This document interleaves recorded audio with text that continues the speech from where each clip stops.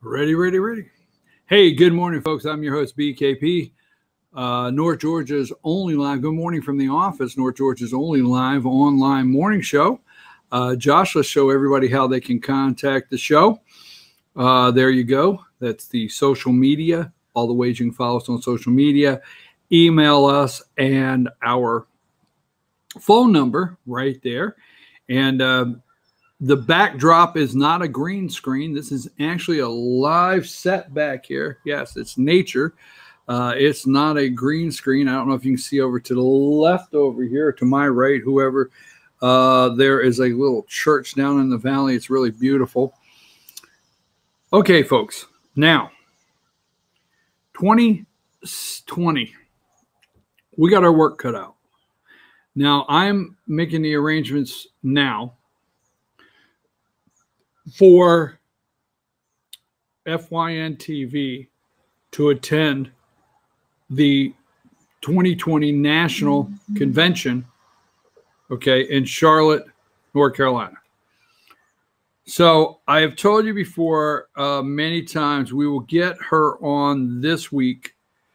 Get her on this week to talk about this article. Wow, I thought I had the article here. There it is.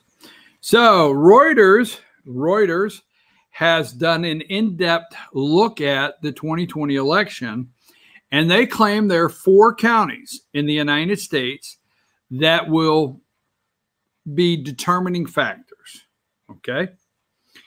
And it's called the deciders. Josh, I was eating some breakfast at the same time. Excuse me, number 18. Okay. Number 18, the deciders. You can find this at Reuters. U.S. election 2020. Meet the voters defining America's politics. They feel there's 4 counties that will send this into the winner out of these 4 counties. Let's go to 19. This is a Reuters in-depth look. It came out in June.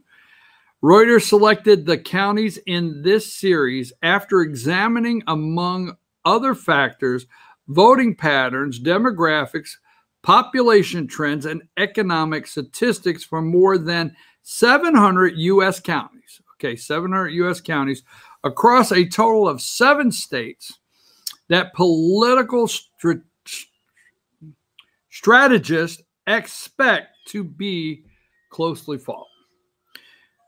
This one, I happen to be here this morning in this county. I happen to know the GOP chair of this county, and I'm going to give you some details on it. So let's go to number 20. Northampton County, Pennsylvania. This predominantly white county is becoming more racially diverse, even as it flipped to Republican in 2016.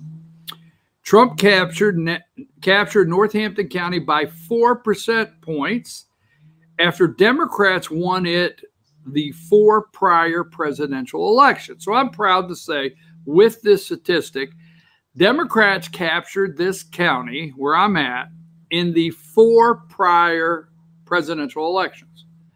This past 2016 election, Republicans, it flipped, this county did.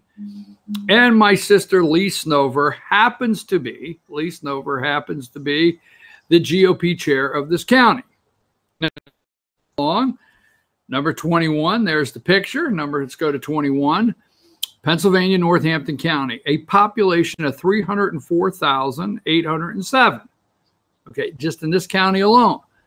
Big task trying to win this.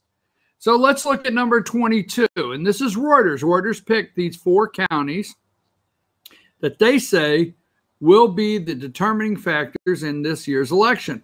I mean, in the 2020 election. Now, in Pennsylvania, this is about 60 miles north of Philadelphia, all right? Just outside of the ring counties of Philly, but still in a metropolitan area, coming out of New York City, Allentown, Bethlehem, Easton, Lehigh Valley area, okay? And this is a big voting block. When you were waiting in 2016 till 2 o'clock in the morning to find out if Trump won Pennsylvania, you're looking at the county right here That is the keystone. Pennsylvania is the keystone state of the county. Now, Trump won all the rural counties of the state, and we need West Pennsylvania again. So let's go to number 22, okay? In number 22, in 2004, this county went 50%, 0.1, as you can see there, for the Democrat. Democrat won 2004 in this county and won the state. See that? 50% of the state. 2008, Barack Obama's first run here. You can see 55.5, 43.2 for Northampton County. Again, Barack Obama won the state. We look at 2012 as things start to tighten up a little bit. You have Northampton at 51. He doesn't win. Obama doesn't win the state the second time as strong. Remember, Pennsylvania is supposed to be fool's gold. And there you have a 52-46. Now you get up to 2016. You could see Northampton County, where I'm sitting, went 50% over 46.2 for Democrats. And the state went 48.6 over 47.9 overall. So this is a determining county here that Reuters is talking about. And let me give you the other ones in the United States that they did the research. This is a great article, Reuters graphics, and just look up the deciders and read the article, look at all the details they put in here. The other county is Pinellas County, which I think is Tampa, right? Is that Tampa? Pinellas County, Florida is the other county. Racine County, Wisconsin. Now think about the 4 states here, okay? Northampton County, Pennsylvania, and Maricopa County, Arizona. So that is an article I want you to look at. That is an article that we will go into deeper, okay? We will get the chair of Northampton Community County on here this week to talk about this. Let me say this. Let me see what I have here, Josh, because I know we have to go here in just a little bit for the president's remarks, number 1, and 2, our sports show. I want to recap some things this morning. Let's go to number 1, Pete Buttigieg on Fox News Sunday. Every single, all right, every single, and let's do this, Judge. Let me send you.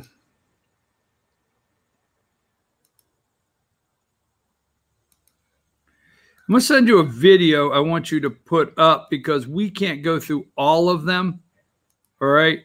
If we do, it would be all day with the comments that were made. To make these kind of comments on the national media and not be called out. Josh, when you get this video, let's go ahead and go with it, okay? Let's go ahead. And let me get back to where I want to be. When you get this video and you get it loaded, let's go with it. So yesterday, Chuck Todd, CBS, MSNBC, all of the media, the deep state corporate idiots, okay, they brought on as many Democrat 2020 candidates as they could to call Trump a racist, to call him a white nationalist. Cory Booker, it's disgusting. Booker, what he was saying. I mean, the list went on. And these are people, sadly, off of 30 people dead, 1 being the shooter, 29, okay? These are people, sadly, trying to elevate themselves in national polling to win a campaign off the death of Americans knowing they're lying when they call President Trump a racist, knowing they're lying when they say he's a white nationalist. Do you have that video ready to go, Josh? If you do, just go with it, all right? If that's ready. You see a president who, in his first speech as a candidate for the highest office in the land, described Mexican immigrants as rapists and criminals. has been warning about the threats of caravans and asylum seekers who he's described as animals and an infestation, despite the fact that immigrants commit crimes at a far lower rate than do those who are born in this country, despite the fact that we are now in one of the safest cities in the United States of America, safe not despite, but because it is a city of immigrants. The president's language, his rhetoric, has produced the kinds of hate crimes that we saw in El Paso yesterday, but we've been seeing across this country. They've been on the rise for each one of the last 3 years. So we cannot act as though this were just some kind of natural disaster or a matter of course for this country or the new normal for the United States.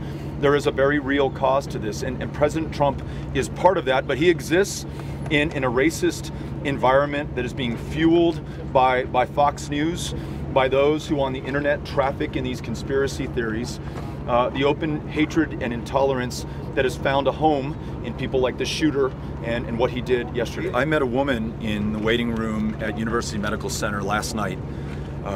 She was waiting on news about her husband who had been shot in the chest. He was shot in the chest as he was out in the Walmart parking lot at a booth raising money for the soccer team that he coaches. He was there with his kids who luckily escaped to safety inside the McDonald's next door. She asked me, why is this happening? Why does this continue to happen? What will it take for this to stop? And in addition to laws that make it harder for people to get a gun who should not have one in the first place, universal background checks, closing all the loopholes, ending the sales of assault weapons and weapons of war, red flag laws, we also have to acknowledge that the open racism and intolerance and hatred that we are seeing throughout this country being echoed and trafficked in by the President of the United States, who encourages this kind of hatred, and as a result, this kind of violence must be stopped. And it's up not just to a person or a political party, but all of us as Americans to put an end to it. And again, I know that the people of El Paso will take the lead in this fight. Every time something happens in America, we give away more rights under the guise of safety. 9/11, Homeland Security was created, right? Now, Beto O'Rourke, Francis, says this is my fault. This is Fox News. This is the president. We are white nationalists. We are fueling the racism. I'm going to tell you this morning, you need to get your Constitution. You need to look at the Fourth Amendment. You need to look at illegal search and seizure. Okay? And when you walk around and you say, I will never give up my civil rights, my constitutional rights, I will never. You're not coming in my house without a search warrant. You're not going through my car without a search warrant. You're not doing anything to me without a search warrant. You're not taking my guns. I want to repeat one of the things that you're going to maybe say is the silliest thing there is. He said this morning, and he echoes everyone out there, the media idiots, okay? Chuck Todd, all of them. He echoes all of the Democrats. He echoes a good part of the Republicans. Until we have universal background checks, until we tighten our gun laws, okay? We have to stop this. I told you this morning I'm going to end with this because it's 9:40 and I got to give Josh and them enough time for instant replay with Lauren Hunter. But let me say this, okay? One more time. The social moral fabric is torn all to pieces in this country. There's no coming back from it. We murder children every day. We murder it. We spend trillions of dollars just waste in this country. We have thousands, we named thousands of deaths every year, murders, illegal guns, gang violence, murders across these cities, thousands. No coming back. Those are useless black people. The Latinas, Hispanics are the new concern for the Democrat Party. This will, there's no rhetoric as they call from Rashid Tlaib. There's no rhetoric as they call from Omar, Alian, Omar. No. Alexandria Ocasio-Cortez could go to the border and lie to Americans. Nothing. Nothing. The President of the United States has tried everything he can to fix the problem. The President of the United States said caravans, not at a rally. He begged, okay? He shut the government down. He begged for money for border security. He begged to stop illegals crossing. And now we hear candidates saying if we say illegal, it dehumanizes them. Let me tell you, somebody in America every second right now is being pulled over, being arrested, put in handcuffs that says you committed an illegal act. They're not looking to see if they dehumanize the person. So we want to even stop using the word illegal at the border because it dehumanizes them. The President of the United States has begged, all right? Put up Pete Buttigieg, number 1, I think it is again. We'll just go with that, all right? Look, you know what? The Democrats could have fixed immigration. The Democrats could have fixed the asylum laws in this country. Don't forget, go back to the Democrats had the House of Representatives with Nancy as the speaker, and they had 60, a filibuster-proof Senate with Obama. Everything in their perfect Democrat world could be fixed. They have no intention of fixing anything. They enjoy, revel, and it just is glee to them, whether you like what I say or not, when these tragedies happen, because every time this happens in America, they take more control of us. One of these days, when you see the monitoring centers, one of these days when they get your children, maybe not you, why you won't, at my age, no way they're going to trick me into putting a chip in the head. Keep in mind, the children are in the institutional schools today. Your children you don't have anymore. I don't care if you think it's funny or not, they're gone. You drop them off at 3 and 4. You beg for pre-K and prepaid government K. You begged for free college. You begged for K through 12, lunch, breakfast, supper, everything. There are book bags for free, pencils, paper. You no longer have your children. This guy is 24 and one is 21. Back them up to Obama lunch menus. Yes, Michelle Obama, these kids that are the murderers today ate Michelle Obama's lunch. What's that got to do with anything?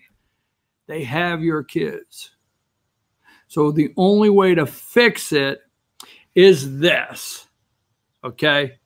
Take your schools and institutionalize them with fencing and concrete walls and bulletproof glass like prisons, and push your little children in the prisons with the doors that latch behind them like a prison, and put your little children in the classrooms with cameras all around the 4 corners for your children in these institutions, because we want our kids to be safe. Why, sure.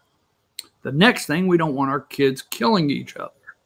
So if you just put that little chip, you might be able to pick up those brain impulses that are irregular, and you can send out the brain police to say, hey, do you have guns in this house? Because this kid ain't acting right.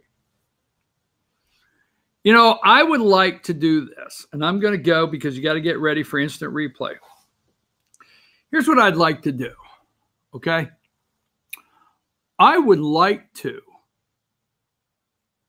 see a study of how many hours a day and what kind of video games kids are playing. Now, they're out there, okay?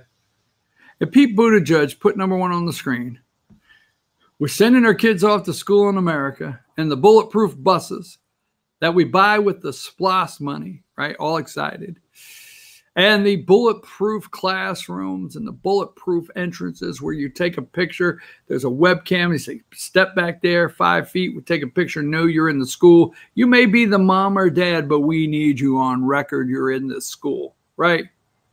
And then we got 2 gay men in America. And the media says this is all normal. It's the new normal. So we got 2 gay men that cannot go to Catholic charities, and Catholic charities can't do adoptions anymore, right? Because they do faith-based adoptions. So you got 2 gay men that adopt a 6-year-old little child, and they're letting the child identify itself. They don't want to put pressure on the kid to have a gender. So the kid likes to go to school with makeup and a dress, and these 2 people are letting the kid grow with their freedom. I'm getting the hell out of here for today. Team FYN Sports. Team FYN Sports. Facebook page. Lauren Hunter and Dave Garner coming up right now. Josh, we're out for today. We'll be back tomorrow morning at 8 a.m.